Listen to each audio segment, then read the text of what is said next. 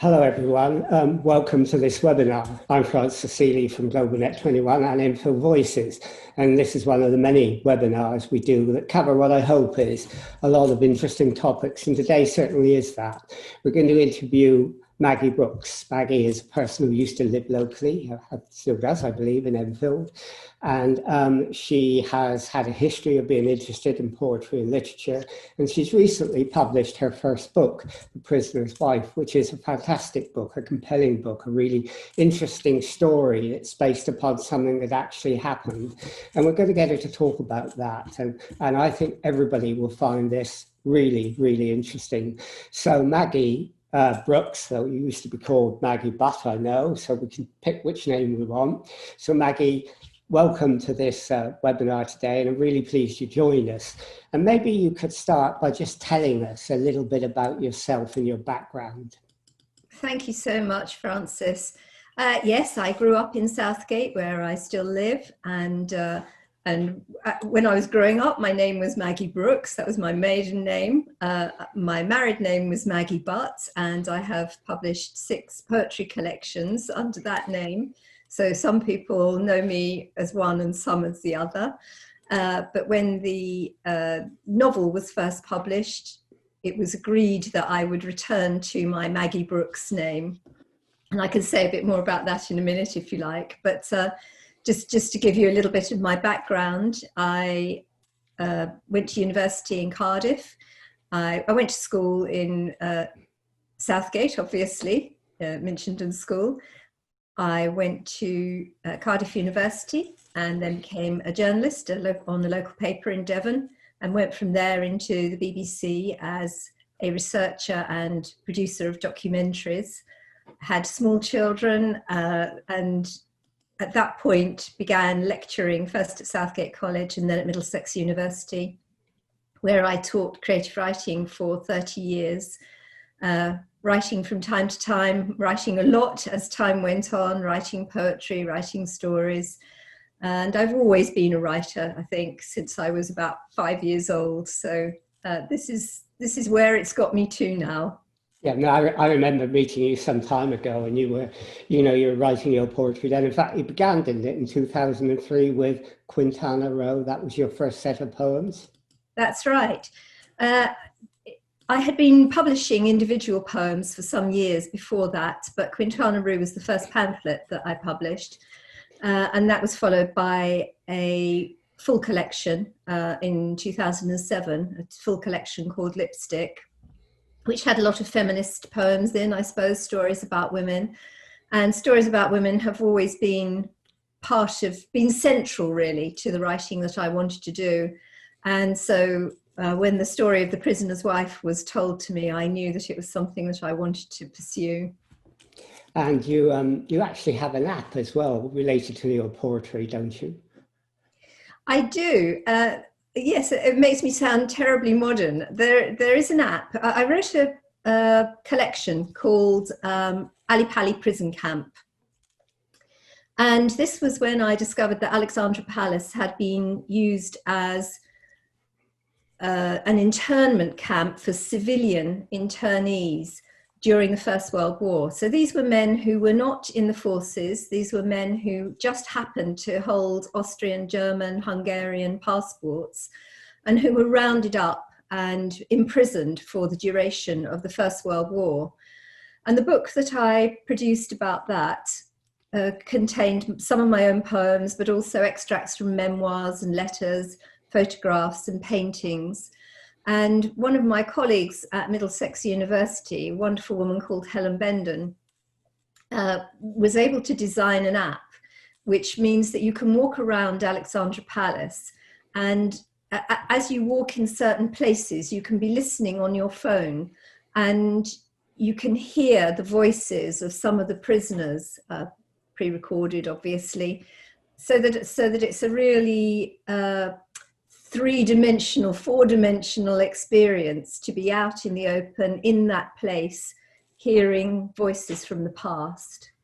Well, before we go into talking about the book itself, I mean, what made you move from the BBC, which is quite an exciting job, to teaching and writing? It's a very exciting job, and I made some wonderful documentaries, or was able to work on some fantastic documentaries about about history, particularly. It made me realise that I should have done history at university, perhaps. I made documentaries about conscientious objectors for 40 minutes, about all sorts of things, really. And then when my first daughter was born, I realised that I didn't want to go away for 6 weeks filming. So I thought, what else can I do for a little while? Maybe I could do a bit of teaching for a couple of years, and began to teach and loved it so much that I never went back to the BBC. Ah, that's what it is. Lots of people do that. They leave when they have children, and then something else happens in their life. Events change everything. So you taught at Middlesex University, you said, and so you've been interested in creative writing all your life. And you did a lot of poetry to begin with. Now, moving from writing poetry to writing a novel is as big as moving from the BBC to actually writing. What led you to make that adventure? Did you always have a novel in you somewhere that you wanted to get out? Well, I think it's more complicated than that in a way, because I think all my life I've written stories and poems. Both of the things have always been there. Since I've got books going back to when I was 7 years old, filled with poems and stories. And I have written a number of novels before. They are under my bed. They have never seen the light of day. And I didn't particularly want to write this story as a novel, but it seemed to me that it had to be that. When I was first told this story, I wrote it initially as a long narrative poem. And long narrative poems are not things that have very big audiences, as you can imagine. It appeared as a downloadable e-chapbook on a website, on a poetry website, with an MP3 version of me reading it. And it had a few people looked at it and said, well, this is a great story. And then a few years passed and I thought, do you know what, that really was a great story. I should try and write it in a form that more people could get access to. And that form has to be a novel, because you know, although I love poetry and I still write poetry and I will continue to write poetry, it's quite a niche market. But I mean, you wrote the poetry, you wrote the book about a prisoner of war story, and you said you did things in Ali Pali. So you obviously have an interest in that period and the whole idea of being a prisoner of war. Is that because I think I read your father or a relation was actually a prisoner of war? Is that one of the things that inspired you? Yes, I think it must be. I think I would say I am a pacifist. I would say that I am not at all interested in war per se, but I keep coming back to it. And I think I keep coming back to it in order to say what a terrible thing it is. And that comes out of my childhood. My mother had been a nurse during the Second World War. So she had seen the results of conflict close up from as a very young woman. And my dad had been a prisoner of war, captured in Egypt and then taken up through Italy to Austria, where he spent, you know, a good deal, 3 years of his life in a prison camp. And he never spoke about it, never said a single word about it.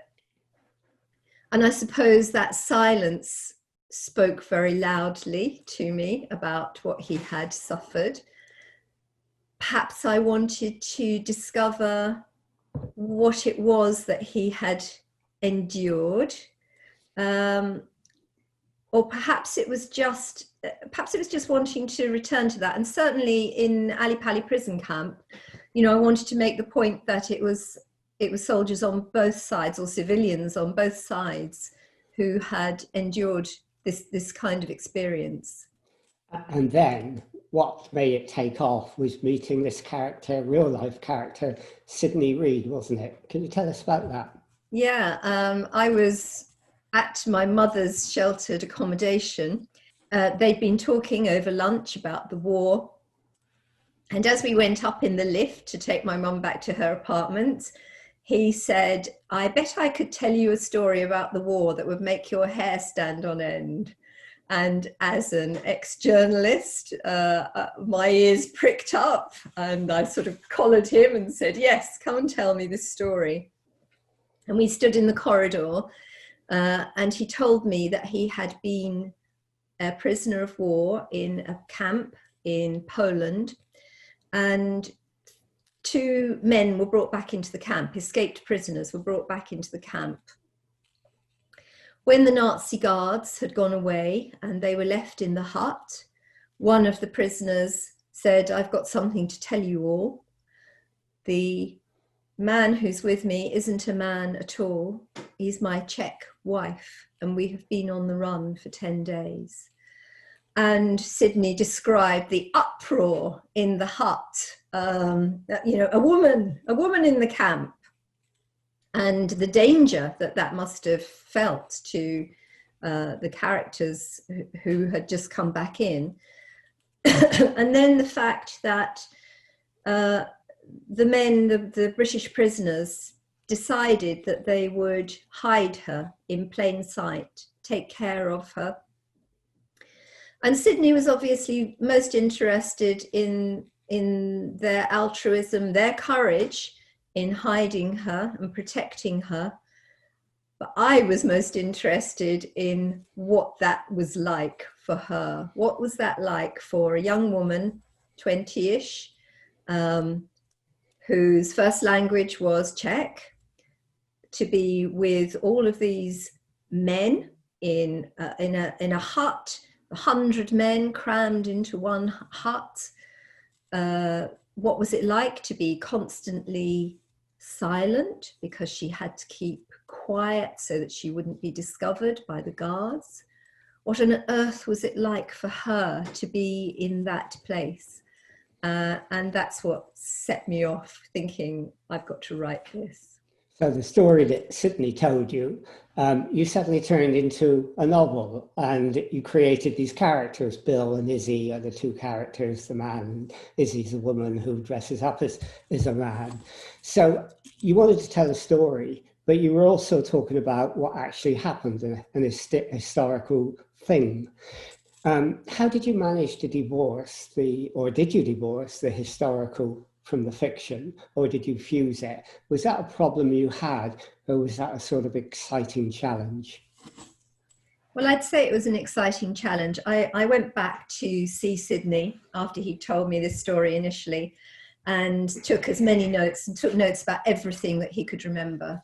The way that they protected her, because she was disguised as a man and in the camp for 6 months. It's a long, long time. He told me about the way she coped with her period. He told me about the way she dressed. He told me about the different things that other men did to try to distract the guards from her. And it felt absolutely true. The details that he told me felt absolutely true. I then went away and began to do some more research, tried to find out whether anybody knew this story. Sydney had been imprisoned in Lambsdorff prisoner of war camp in Poland. I joined the Lambsdorff Association, tried to find out whether anybody had heard this story, contacted people at the camp in Poland, and no, this story was unknown to them. So I thought, well, what I've got to do then is to do my research and find out as much as I can about the context. So my period as a historical documentary maker for the BBC came in extremely handy. I knew where to go. I knew I had to go to the National Archives in Kew. I had to go to the Imperial War Museum. I went to the British Library and took out memoirs. I found memoirs online. I found unpublished letters. So I had a stack of research, and you will know yourself that the amount of research one has to do that doesn't make it into the final documentary or the final novel is enormous. And then I discovered or realized that someone who had been in prison camps at this time in Eastern Europe would have had to undertake something which is known as the Long March or the Death March. And I didn't know anything about this in Europe. I knew that such things had happened in Japan, but I didn't know anything about it. And so I began to research that. And essentially what happened was that as the Soviet troops approached from the east, the Nazi prison camps were evacuated, and the men who were in them were forced out. This was January 1945, and they were forced out into the most terrible winter conditions. They were forced out at night, minus 20 degrees centigrade. They were ill-equipped, badly dressed, underfed, had been imprisoned for many years, and they were force marched for a total of about 500 miles across Europe. Many, many people died. The reasons for it are slightly unclear. There is a school of thought that Hitler had decided he wanted to use this body of men, about 200,000 men, as a human shield to protect his last stand in the Baltic. It also may be that they just didn't want them to be taken into the Soviet army and to be able to join the fight against the Nazis in that way. But anyway, this happened. No, I was going to say that the Death March is really interesting, and it sort of comes from the end. It comes at the end of the book, and in a way, you show the history not just of a love affair, but you show the history of what happened with the German troops and the Russian occupation, don't you? I've just finished reading Richard Overy's Russia's War, which is a great book, and you can see the fear they had. This story doesn't, it takes place in Silesia, which is a German-speaking part of Czechoslovakia, or what was Czechoslovakia, and the fear of Russian reprisals was huge, wasn't it? So just tell us how the story starts with, you know, the people who, the prisoners coming on to Izzy and her mother's farm to help out, and the oily captain who brought them there, because that's really what happened to begin with, wasn't it? That's how they met, and that's why they decided to escape to freedom. Yeah. Before I get to that, I'm just going to say one more thing, which was, having discovered the Death March had happened and that my characters, Bill and Izzy, would have had to have taken part in that, I thought, I can't write this. This is just too harrowing, too difficult, too complicated. And I thought, well, perhaps if I went there and saw it, I would be able to. So my long-suffering husband came with me to the Czech Republic, and we drove within the Czech Republic looking for settings where this story might have begun, and then drove and then went up to Lambsdorff in a very appropriately snowy March day, and then drove the 500 miles through into Germany. And at that point, when I'd looked and I'd seen and I'd thought, could this, you know, what does this feel like? I got out of the car, I'd felt the snow on my face, I'd listened to the silence. Then I thought, I can begin. And then where I did begin, of course, was back at the point where they met. And Sidney Reed was not able to tell me anything about how they met. He only knew about what had happened from the point where they came into the prison camp. So I had to use my imagination. I had to think about ways that might have been possible for them to meet. I did know, because of my dad's experience, that the majority of men in Nazi prisoner of war camps were not kept in the camp for the duration of the war, but were actually sent out on working parties. And so they were sent down the mines or into quarries, which is what happens to Bill and Izzy, and where Sidney knew them. And also agricultural work, forestry. I mean, according to the Geneva Convention, they weren't supposed to send them into anything that would help the war effort, but of course they did. They sent them into factories that were helping the war effort. So I decided that Bill would be an agricultural worker, and that Izzy would be a farm girl. And they first met when Izzy and her mother were needing help on the farm because her father and her brother had gone to join the partisans. And the Nazi guards brought in this group of 6 men to the Czech farm. And there she first set eyes on Bill and he set eyes on her. And they came back throughout the summer to help with different harvesting and planting that took place on the farm. The chap that I call the oily captain, the Nazi guard who is in charge of them, becomes a regular visitor at the farm, and we're never sure if he's interested in Izzy's mother or whether he's just there for professional reasons, or whether he is a farmer who is away from home and missing the farm that he grew up on and worked on himself. Then, of course, they decided that they couldn't stay because the Russians were coming and there was fear of rape and there was fear of being shot. And so they decided to escape, yes. And they then got caught and they went into a prisoner of war camp. And then suddenly we've got all these wonderful characters. Now, I mean, did you create them or were they actually there? There's Rolf Maddox, who sort of becomes the big brother, the strong person in the beginning.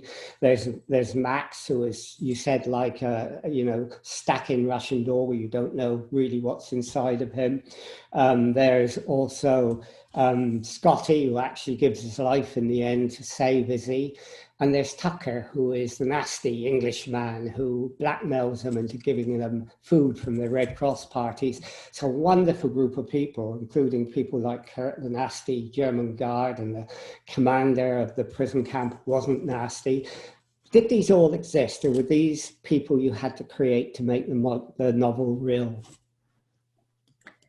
Largely, I created them, but they almost all came out of something that Sydney had told me. So that Scotty came from a remembrance that Sydney had, that in one of the camps he was in, there was a member of what he called the Glasgow Razor Gang. And I thought, well, that's interesting. But maybe this guy wasn't so scary after all. And then the character of Scotty developed as I thought more about him and wrote about him. The characters were developed for the original long poem that I wrote and then expanded into the novel. I knew that there had to be people who guarded her and took care of her, and they were how Max and how Ralph came about. I knew that I wanted someone who was perhaps a university student. So I wanted people who were in different walks of life, in civilian life, who would have different takes on what it would be to look after this young woman and to protect her for such a long time. So, I mean, the story is about these men who really protected a young woman, and the story develops from there, and they all have a role to play. What I found interesting was that right through the story, different people, depending on the circumstance, was the strongest one, the leader. Rolf at the beginning, everyone relied on Rolf. There was a time when Max, they relied on them. Bill, when he was in the farm, was sort of the leader. And then right at the end on the death march, Izzy became the strong one. I mean, did you sort of plan that, or did it come in your imagination? Because it's a really interesting thing that people's leadership role depends upon the circumstance in which they find themselves. It is, and I think it's true that we are different people in different places, aren't we? As the novel unfolded and as I began to write, I realised that Izzy would have to develop, that she, at the beginning, she's a girl who's never left her farm in the Czech Republic. She's never been out into the world further than the local town, market town. Suddenly she's seeing the world, she's meeting people, and she needs to become strong. She must have been so strong to, I thought about what she must have been like, that she must have been she must have been quite stroppy.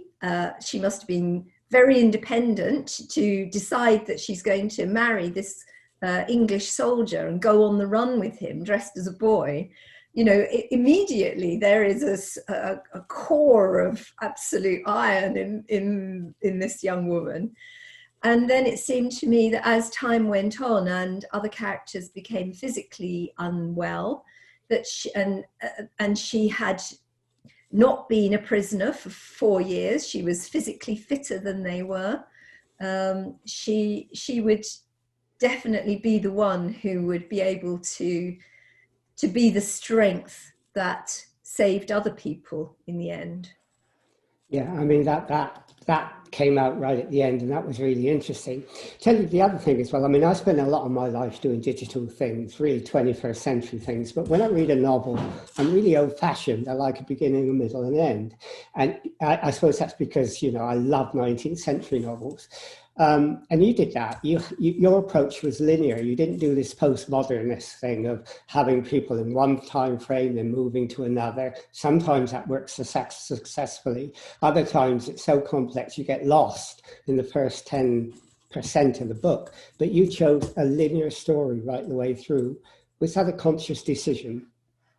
Well, you have my editor at Penguin to thank for that, because the version that I went to her with started at the point where they're captured and they're in the camp. And then it told the love story of how they got there as a flashbacks through the story as it moved forward.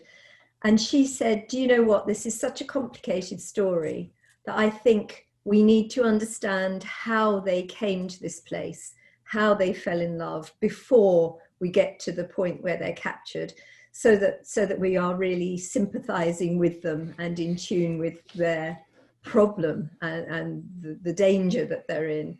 So as I say, that you know, a novel is not just one person's work really, any more than a TV program is. It's something that you get advice and are happy to take the advice that's given to you. Well, thank goodness for your editor, because you know, I love that story when it goes right from the beginning to the end, and it builds up, and you're not, you know, going everywhere and all over the place. I mean, when you wrote it, did you have a message you wanted to get over, or do you believe that there is never one message? Every message depends on the person who reads it.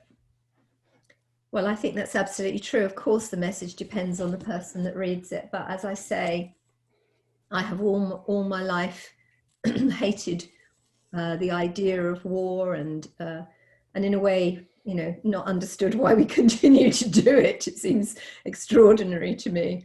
But so I suppose it was very much an anti-war message. It was a message that this has happened. This could happen again. The message that we need to unite, we need to know each other better. We need to, I mean, my dad, who was a prisoner of war, was the most ardent supporter of the common market and the EU when it came about, because he felt that those were things that we could put in place to ensure that if we were economically connected, we were much less likely to be divided by other political things and to end up fighting one another again. I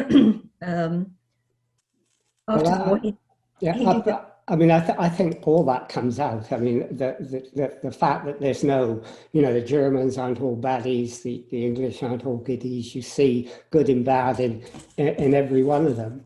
You know, it's quite interesting because there's a happy ending to the story, isn't there? I mean, Bill and Izzy get to England. Oh, I've given it away, I'm sorry. But what I wanted to say is, because they came to England, did you ever get to meet any of them? No, I have never met the real people. I hope that as a result of this book, someone somewhere will say, oh, do you know what? That's my grandparents. This book's about my grandparents. And will get in touch with me to tell me the real story of what happened And no doubt they faced different problems, different hardships. And I hope that I have been, this is a novel. It's not a piece of non-fiction, but I hope that it is truthful. It's remains truthful to the time, the period, the people, and what those people endured. Well, I certainly think it does that. I mean, I think it's an incredibly compelling novel, and I mean, I really, really enjoyed reading it. If enjoy is the right word of a novel of that kind, but you know what I mean. Anyhow, you've done your first novel. You've got all these other novels under your bed. Are you going to start publishing them, or do you have another novel in mind that you want to do? Well, having written quite a few novels without having a publisher for them, I am now talking to my publisher about what they would like in the next novel. So I would like to write another novel. I've very much enjoy the business. It's like reading, but it takes longer in a way, that you're creating this world and disappearing into it. I mean, we've sort of come to the end of the 30 minutes now. Now, if anybody wanted to find this novel, where would they go and get it? And if they wanted to find out more about your work and what you do, how would they do that? Okay, thank you. Well, the novel is available at all good bookstores and online, of course. It's available in a number of countries around the world. There's a Dutch version, and there are many other translations in the pipeline. If you want to find out more about me and my background and contact me, then the best way to do that is to look for my websites. I have two websites, one for each name. The poetry website is www.maggiebutt.co.uk, and the other one is maggiebrooks.uk. So I think they're not hard to find. Okay, two names, and even you forget which one goes with which. No, I think I would do the same. Okay, well, I think we've come to the end of it, and that's a really interesting interview, and it's based upon an incredibly interesting story. So I hope people will buy the book, because they'll not regret it. It gives you a lot of insight into what people went through in that period, in a situation that is quite unique in a way. And it tells you a lot about people's strengths at different times. It tells you about the situation in Germany at that time and in Czechoslovakia, and what people had to face. And it does have a good ending, which I think Jane Austen would have sort of congratulated you on. So, thank you for doing this. I think it's been a great interview based on a great book, and I hope people will buy it. So we'll end this interview now.